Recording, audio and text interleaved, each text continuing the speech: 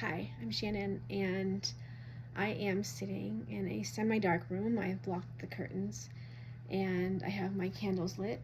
I have my fake fire behind me. I have my favorite meditation music playing.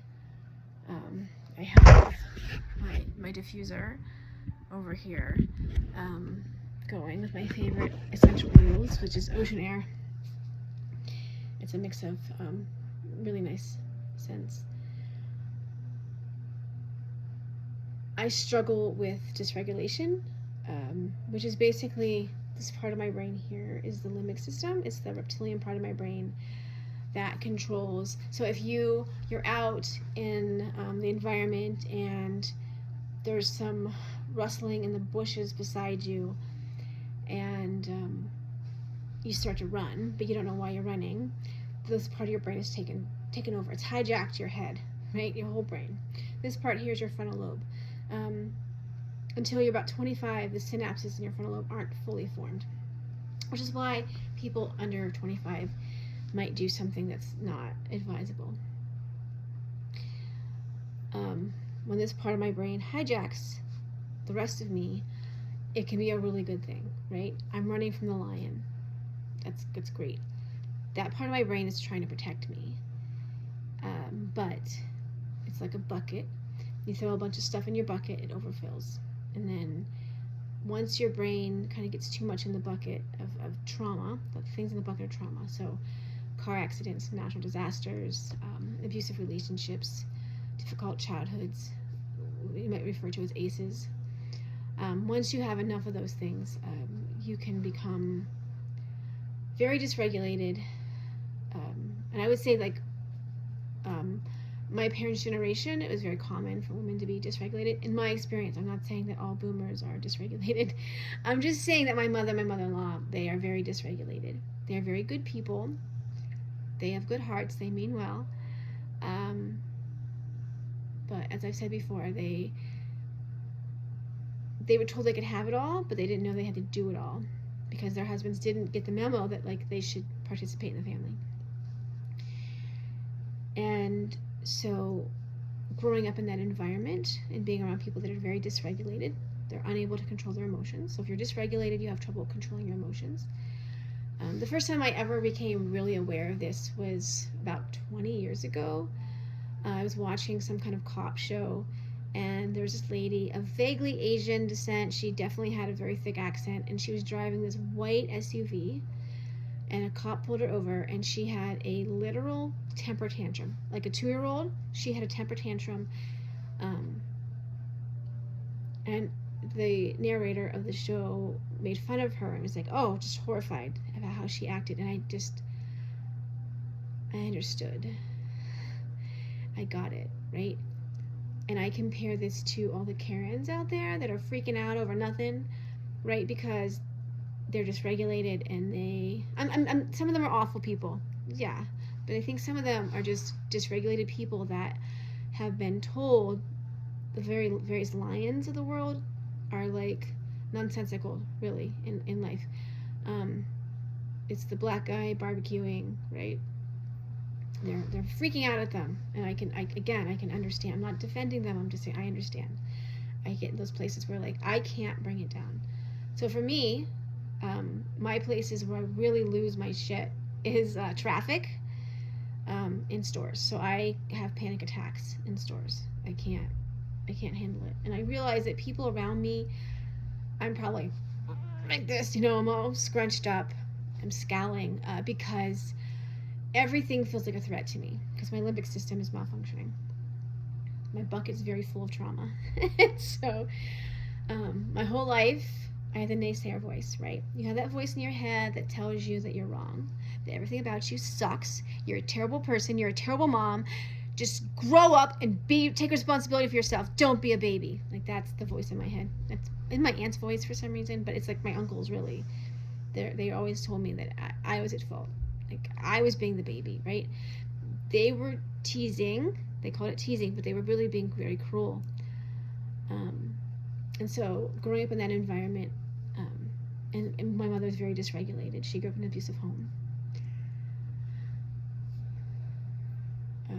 as I accumulated traumas that I denied. I was like, no, I don't have trauma. Nothing bad happens to me. As a teenager, my mantra, which I didn't know what a mantra was, but I had a mantra, and it was, I am strong, I am made of steel, nothing can hurt me. And I would repeat that to myself over and over and over again. As an adult, I would say, nothing bad happens to me. That's that voice. It's the naysayer voice. Ignore that voice. It's an idiot. Right? So when, and I witnessed violence as a child. I don't remember. 8 or 9 is the first memories I have. And before that, I remember feelings, sensations, places. I remember being in places, but I can't tie it to a specific time. I say it's like I'm a librarian, so it's like I don't have a cataloging system in my brain. So a week or so ago, I'm writing a novel about generational trauma, and I'm trying to write down my experience, and I don't remember. I have this vague sense that there was this day when something bad happened. I was in a motel room with my significant other who was abusive. And at the time, I denied that. I was like, no, he's not abusive. No, I'm fine. Everything's fine. But I remember my head, this pain in my head. That's what I remember, is the pain in my head. And so I start writing it down. And as I write it, it comes back to me. He'd squeezed my head, and it felt like my head was going to pop. And then he was hitting me, and I didn't remember that part. It's like there's no librarian up there cataloging the memories, right? They're there. And so then, like a week later, I'm going through my notes from my book, and I look up a document called Notes. And it's like 8 pages long, and the vast majority of it is like a 2-day diary that I'd kept at that time. And I'd forgotten how awful it was. And then I read that, and I was like, oh my God. like, why don't I remember this? And like the week before, I had written stuff down that I didn't remember. And like within that week, like it kind of fades, right? And then like I reread this journal entry, and I'm like, what the, that sounds awful. I can kind of like see it for what it is. But in my mind, nothing bad happens to me. So I've mentioned this in other videos, like right now everything seems awful because the world's on fire. It's literally on fire. And if you feel panicked at what's happening in the world, you're okay. Your sensation that the world's on fire is actually accurate. And for anybody that's thinking, oh, it's fine, Trump's a normal president, he's not. This is not fine. This is not okay. So my daughter had a rough day yesterday. She's 8. She's a sweet little thing. And she had a rough day. She got into she had hurt feelings from one of her best friends. She just came home and she said, I told her we weren't friends anymore. They've been having trouble lately. She says her position is that her friend is being mean to her, and it hurts her feelings. I don't know what's happening. I'm in communication with the friend's mom, with the teacher, right? We're talking about this. We kind of want to tread lightly.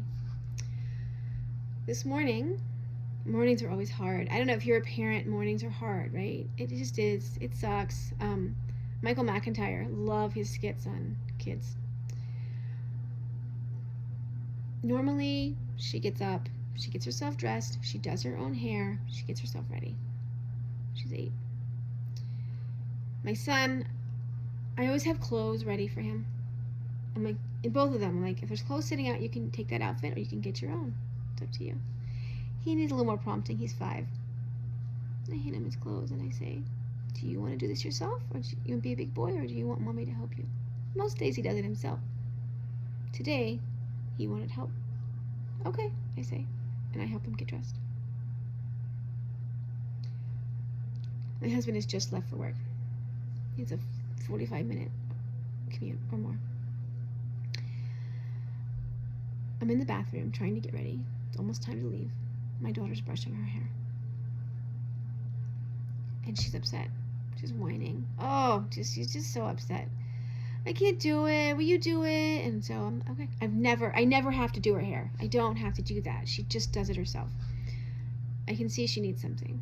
So I start brushing her hair. She's squealing. Ow, ow, ow. Like, so dramatic, right? And I said, I think it's good enough. And she says, no, it's not. She's just beside herself.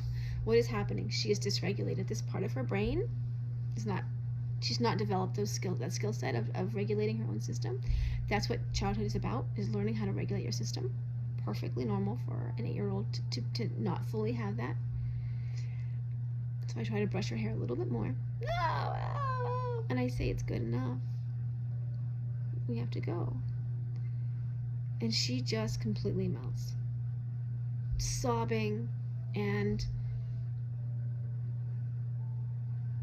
I actually record her on my phone. I'm like, you are completely losing your crap.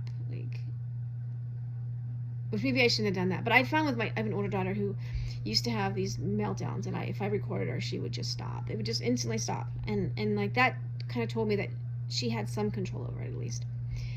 And now my daughter just completely freaks out, and she's screaming, and she's running around. And my son, I'm like, put your shoes on. And he has to be to school before her, a little bit different time schedule. And so I said to her, I think let's get in the car. And so when she's dysregulated, that causes my system. My limbic system is like, ah, it's like this little person in my head going, ah, running in circles, ah. Only tomorrow is the Valentine's Day party at their school, right? And I have to go to Sam's Club to get fruit for making a fruit tray. They've asked me to do that for the preschool class. And Sam's Club, prime time for a panic attack. And I say to her, we get to the school, and I say, do you want to stay with me, or do you want to go inside? So I walk him up to his class. I mean, we actually walk together as a group into the school, or towards the school door. And I tell her, I say, you look really nice today. Let me, because her hair's all on her face. She wears glasses, and her hair's on her face. Let me help you. Let me brush it out. And I tuck it behind. And she has a hat on. Like, a hat makes me feel safe. I might look a little silly. My husband jokes that I look like a cancer patient. I don't have cancer. I just feel safer with my hat on. It doesn't make me safer. It makes me feel safer. And she's not really talking to me. She's looking down. Her face is kind of red. Do you want to go in? That's all I get.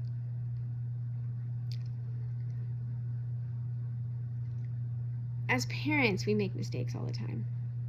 And if you have trouble regulating your own system, it can be really hard to have kids. For me, like, I really struggle with even the happy noises because it overwhelms my limbic system. And it feels like there's this pressure inside of my head. It starts down here and it grows and grows, and I feel like my head is growing. It's pressure. We had a really big stressful time about not quite a year ago, and I would describe it as an alarm in the back of my head. It was at full blast. So I've had that. It's not really that. It's a different sensation. So I went to Sam's. I got my stuff. I made one mistake. I got 2 bags of something I didn't mean to. I'm going to get something else. And I planned out, we're having a special night tonight. We're going to have tortellini and pastries for dinner. Something I do with them sometimes. And it's just the day we were going to do that. It's not because she was dysregulated this morning. I messaged her teacher. I said, she's dysregulated. She's having trouble. My best friend. I mentioned the friend because they're in the same class together. My daughter had gone to the nurse this morning. She had a bellyache. She came back. The nurse sent her back. She's not sick. And so we're communicating, the nurse, the teacher, me, other parent. We're all communicating. We're still going to make mistakes, right? She has 20 kids, so I think she's less than 20, I think. But she has a bunch of kids. She's, supervising at the same time. I was a teacher. It's a hard job. And then I went to my therapist appointment. I see her every week. We're trying to make it so it's every other week. like the inauguration happened. But when I go to the therapist, I'm digging out. I'm digging. It's like I describe it as weighted blankets. So if you know what a weighted blanket is, there's blankets, they have like pieces of, I want to say they're probably metal, I'm not sure, but they're weights inside the blanket, and they make them heavier. And there's some evidence that this makes, especially little kids, but anybody of any age, feel better to have that pressure on them. For me right now, I feel better because the curtains are closed. I have small lights, and I lit way too many candles on the back. They have that soothing, that soft light, it brings it down. And so when I go to the store, I come home and I literally feel like I need a nap. What's happening? My limbic system is overreacting. It's trying to protect me from the dangers, all the lions out there. But it's exhausting to be in a hyperarousal state. So you can be asleep, right, unconscious. You can be in a hyperarousal state or somewhere in between. Mostly people are down here in the middle, right? They're not asleep, they're not in this hyperarousal state. But if your limbic system is malfunctioning, you're going to be in this and I've gone through months or years where I'm in the very high up hyperarousal state where everything's a danger, and I'm constantly in flight or fight mode. Like, I'm in panic mode. And there's a difference for me between being in a panic mode versus being in a panic attack. Like, these are different things. There's overlap, but they're different things. And so I've spent lengths of time in my life where I'm in panic mode, and it's exhausting. My husband's like, why do you need a nap? Because I'm exhausted. I've worn my system. I've worn my system out. And so, like, if for 20 years I worked through these events, and I wasn't quite as bad as I am now, or as I was 3 years ago. But I would be exhausted, and with physical illness or because I was stressed, I would work 2 jobs. I would go to school, maybe full time, and I had kids I was raising, and I lived in this remote place where there were no jobs, and I job paid $8 or $9 an hour, and it was terrible. And I, worked my way through 2 graduate degrees doing that. And so I think we have this inclination that it's burnout. You do not have burnout. Thank you, the author of Real Self-Care. I forget her name. I'm terrible with names. She talks about this. It is not burnout. Society has failed you. We are the social safety net. Women are holding the sky up. Some men too. And you are not burnt out. You have literally burned through all of your reserves, and you have nothing left to give.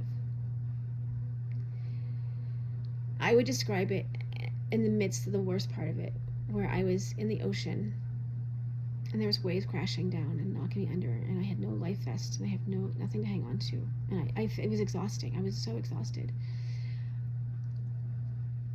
So the weighted blankets are there. So something happens to you. You're in a car accident. It's a trauma. You're in an earthquake. It's a trauma. And everybody has these things. There's not a person alive that doesn't have trauma. We all have trauma. But like a bucket, you throw enough trauma in the bucket, it overflows. And so I describe it as sticky tar. So the trauma, it's sticky tar. You can picture tar in your head, right? It sticks to you, and there's nothing you can do to scrape it off. You're scrubbing it, and you can't get it off your hand. Or like sap. You touch a tree with sap, it doesn't come off, right? Tar's a good analogy. So, but eventually the tar hardens. The trauma hardens inside of you. It's like around your heart. It's hardened. But as that tar, the weighted blanket, it gets fused to your skin from that tar, and it hardens. And then if you try to peel it off, if you try to like dig down into the trauma,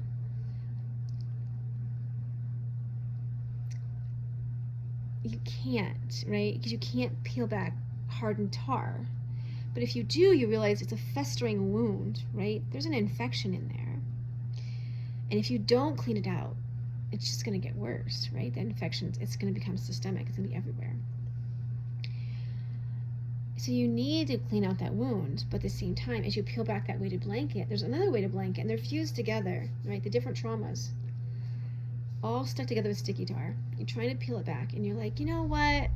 When my uncle told me that I should have been born a girl or a boy, and I was born a girl, and I felt like I was born wrong. That was not okay. When I was a grown-up and they told me while I worked 2 jobs, went to school and raised kids, that I was a mooch, that was not okay, right? They would say, oh, I'm just teasing you. And if I said, you know what, that hurts my feelings, they would say, you're a big baby. Take responsibility for yourself. You know, that's why that voice in my head says that, because I've been told that my whole life.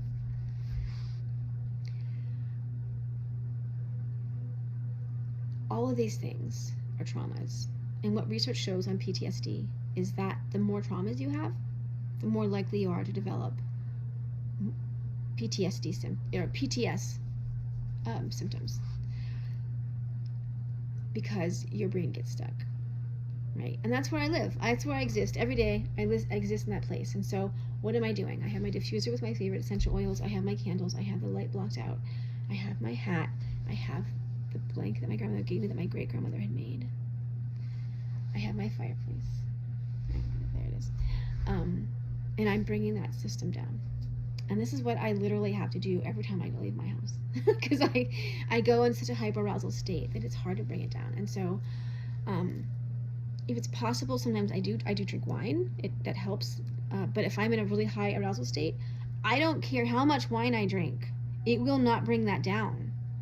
I could drink 2 bottles of wine in the evening, and it would not bring that arousal state down. If I'm in a low arousal state, I drink a half a glass of wine, I fall asleep.